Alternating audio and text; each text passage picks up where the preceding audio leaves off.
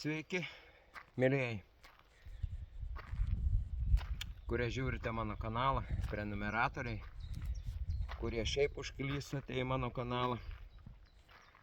Kaip esat pastebėję ir dabar pagal pavadinimą, aš daugiau iškeliu klausimus negu atsakymų duodu, nes neskaitau savęs kažkokiu ypatingu, kuris viską žino ir turi visus atsakymus. Tai mano kanalas ir aš nei pelno siekiantis, tiesiog dalinuosi tokiomis mintimis, įžvalgomis, bet tai vis tiek yra apie Dievą, tai yra krikščionybė. Ir šiandien noriu su jumis taip pat pasidalinti tokią klausimų formą.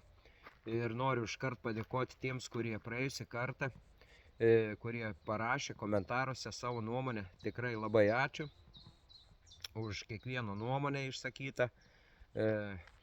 Labai tikrai visus perskaitau.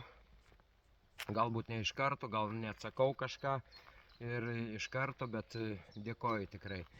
Ir šį kartą, mėlyjeji, mane paragino, atvažiavau į parduotuvę. Ir tiesiog pamačiau prie maldos namų labai didelį tokį būrį žmonių, gražiai apsirengusių, baltais rūbais, vaikų. Ir supratau, kad tai buvo galbūt ar pirma komunija, ar ten yra sakramentai. Taip aš noriu šiandien pakalbėti apie katalikų bažnyčią, bet tai ne apie žmonės, kurie lankosi, bet apie kunigus, vyskupus, apie tarnautojus, tie, kurie užima kažkokias tai pareigas. Ir visumoje, galva yra popiežius, aišku, bet tai vis tiek ten sprendžia susirinkę tos visus klausimus, tas visas mokslas, ką moko. Ir šiandien, ką aš pamačiau, tai aš pats dalinuosi irgi iš patirties, kaip kai kurie esat žiūrėję, kurie dar nežiūrėjote, nesat užklydę, aš esu dalinęsis, kad aš išėjęs iš katalikų bažnyčios. Ir dabar, kurie galbūt nežinote, pasakysiu, kad išėjau todėl, kad kai įsigijau šventą raštą ir pradėjau skaityti, man labai daug buvo neatitikimų pagal Dievo žodį. Tai tiesiog buvo prieštaravimai Dievo žodžiui. Tai, ką mane mokino ir tai, ką aš skaičiau šventame rašte. Ir, mėlyjeji, tai visi tie sakramentai yra nuodėmė atleidimas, kai jums pasako, tau atleidžiamos Dievo vardu nuodėmės, arba tu gali gauti išrišimą, arba ne. Ir tikriausiai galbūt kas nors ir čia, gal parašysite, gal jums yra tekę susidurti su šitokiu atveju, kai jums buvo neatleista tiesiog. Yra dar tokių, kai yra santuokos sakramentas. Jūs sutuokia, o gyvenime jūs nepagyvenate su savo sutuoktiniu ir žmonės išsiskiria, tai tikrai daug vyksta. Ir dabar tikrai yra kalbama, kad daug skyrybų vyksta. Ir žmonės paskui sutinka kitą, vėl nori susituokti, bet jau ten yra problemų. Reikia kreiptis vėl į bažnyčią ir prašyti, kad šita santuoka kaip ir būtų negaliojanti, kad galėtų iš naujo žmogus susituokti. Ir dabar tai prasideda nuo vaikystės, man taip pat buvo, aš krikštytas mažas, aš neprašiau, kad mane krikštyti, nes aš negalėjau paprašyti. Tiesiog už mane nusprendė tėvai, močiutė ir kiti, vienu žodžiu, žmonės nusprendė. Ir šventame rašte sako Dievo žodis, kad eikit ir padarykit viso pasaulio žmonės mano mokiniais, krikštydami vardan Dievo Tėvo, Sūnaus ir Šventosios Dvasios. Tai pirmą sako padaryti mokiniais. Tai klausimą jau šitą buvau uždavęs, kaip galima mažą vaiką padaryti mokiniu, kuris iš viso nieko. Tai prisima, reiškia, atsakomybę tėvai už tą vaiką. Paskui manęs tie tėvai, kai pakrikštijo, mano atveju jie nieko nemokino. Ir aš tiesiog iš viso priėmęs komuniją, sutvirtinimo sakramentus, taip toliau, aš tiesiog paskui gyvenau pasaulietišką gyvenimą ir aš iš vis į tą bažnyčią faktiškai nevaikščiau. Bet Dievą aš tikėjau ir supratimą turėjau mažą, kol neįsigijau šventą raštą. Ir apie šventąją dvasią, apie tai, kas yra Kristus ir kas tėvas, apie trejybę ir visą kitą. Bet atėjus metui, kaip aš esu taip pat minėjęs, kada man buvo, kaip sakant, kai papuoliau į šėtonų spąstus, su priklausomybėms ir tiesiog, kai man niekaip nepavyko išsilaisvinti, kai aš supratau, kad tai gali padaryti vienas Dievas, jau skaitant šventą raštą, ir Dievas padarė tikrai mano gyvenime daug stebuklų. Ir mano tikėjimas ir santykis su Dievu taip augo. Tai, mielieji, aš pastebėjau šitokį dalyką, kad tie visi sakramentai ir santokos buvo, ir mūsų šeima taip pat, buvo labai didelių sunkumų. Buvom prie iki tokių momentų ne vieną kartą, kai tikrai taip pat norėjom tiesiog šeima išliko, mes gyvenom su žmona, tai ačiū Viešpačiui Dievui, ačiū Kristui už tai, bet tai įvyko todėl, kad Dievas keitė mano ir žmonos charakterį. O kaip keičia Dievas žmogaus charakterį? Šventame rašte yra parašyta, kad duosiu naują širdį, naują dvasią, atnaujinsiu. Ir žmogaus gyvenimas keičiasi, tai pastebi kiti žmonės. Ir žmogus, ką darydavo anksčiau, to nebegali daryti, jis vis mažiau nuodėmių padaro. Ir tiesiog gal šitiek daug neminėsiu, bet kaip pagal pavadinimą matote, ar gali bažnyčia, tai yra vadovybė bažnyčios, sakykime, kaip, ne tik vadovybė, bet tai yra hierarchija, tai yra popiežius, paskui toliau eina vyskupai, kardinolai, yra kunigai ir taip toliau. Bet ar gali žmogus nuspręsti, ar žmogus pateks į dangų ar nepateks į dangų? Jėzus yra fariziejams pasakęs, aš čia iš atminties neturiu švento rašto, bet yra tokia eilutė, kad Jėzus sako, jūs patys neinate į dangų ir kitiems neleidžiate eiti. Ir tai yra kalbama apie raktus, Petrui taip pat Jėzus kalbėjo apie raktus. Ir kaip sakant, ar galima, sakykime,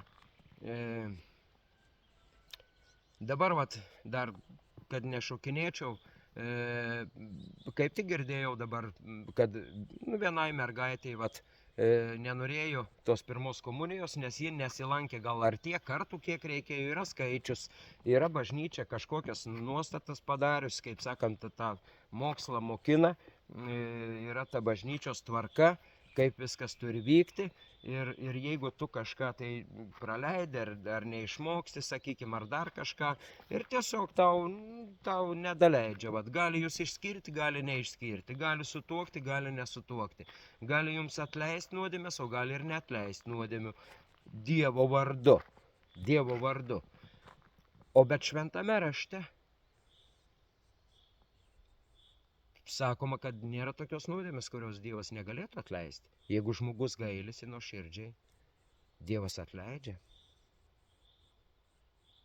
Ir tada, mielieji, o jeigu jūs išgirstate, kaip sakant, kad jums sakoma, tavo nuodėmės atleistos, o ar tai tikrai reiškia, kad Dievas atleido? Aišku, prieš tai yra sakoma, gailėkis dėl nuodėmių. Tai ten 30 sekundžių ar minutę ar kiek, paskui tu, aišku, gali ir dar gailėtis, gali ir nesigailėti, bet gali išgirsti vis tiek, kad tau atleis nuodėmes. Tai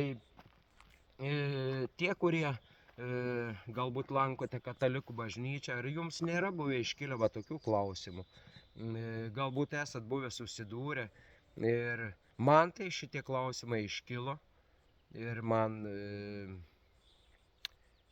tikrai, kaip sako, nesuėjo galai. Kad yra pasakyta, kad tarp žmogaus ir Dievo yra tik vienas tarpininkas Jėzus Kristus, kuris mirė už mus, už mūsų tas nuodėmes, ir kad per jį yra atleidžiamas, ir kad reikia prašyti Dievo, kad jis keistų tą gyvenimą, kad jis suteiktų jėgų nebenusidėti, nebedarytų nuodėmių, kad Jėzus išlaisvina, kad Jėzaus vardu yra išvaromi demonai, Ir taip toliau ir viskas vyksta ir kad Jėzus atsiuntė šventąją dvasią ir kad šventoji dvasia šiandien mes turim bendrystę su Dievu, ar mes tik tą bendrystę galime turėti per tai, ką moko, ar atleidžia, ar sutokia, ar ištokia, ar tiesiog mes tą visą galime turėti tiesiogiai su Dievu. Bažnyčia, sako, susideda, aš dalinausi jau, kad bažnyčia tai yra žmonės, kurie yra vedami šventosios dvasios, kurie yra pakrikštyti šventąją dvasią, taip kaip ir ant apaštalų nužengė, kai Jėzus sakė, laukite ir ant jūsų nuženg šventoji dvasia ir ugniniais liežuviais nusileido ir visokiausių stebuklų vyko. Ir dabar, kada šventoji dvasia, kada Dievas keičia žmogų, žmogaus charakterį, tiesiog viską, tai akivaizdžiai irgi matosi, tu sutinki žmogų ir jis visiškai ne tas žmogus, kurį tu anksčiau buvai sutikęs. Jo nebeįmanoma atpažinti. Jis elgesi visiškai kitaip. Arba gali būti ir atvirkščiai, kad žmogus liktai buvo Dievo baimingas ir viskas, o paskui žiūrėk ir tai mes matome. Toje pačioje bažnyčioje yra buvę daug skandalų, kunigai, tie, kurie moko, tai visokios pedofilijos ir kaip čia aš neteisimo ir smerkimo forma, jie yra žmonės, čia klausimo forma. Jeigu kunigai paskui turi, reiškiasi, jiems yra celibatas, tai irgi yra mokslas, kuris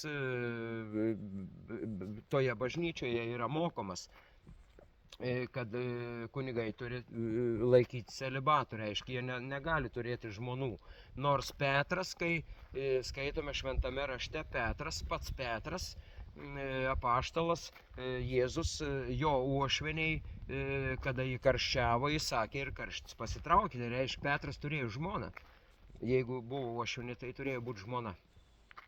Ir paskui ir Pauliaus yra ir daug kur, kas, kaip sakant, gyvena santuokoje, o kas nori savo gyvenimą pašvęsti ir gyventi vienas ir taip turi. Tai vat, yra šventame rašte, yra Dievo žodėje, yra tie atsakymai, bet žmonės vat, kažkaip tos tradicijos, tie visi dalykai ir tai yra bažnyčios tradicijos ir jos dažnai netitinka Dievo žodžio.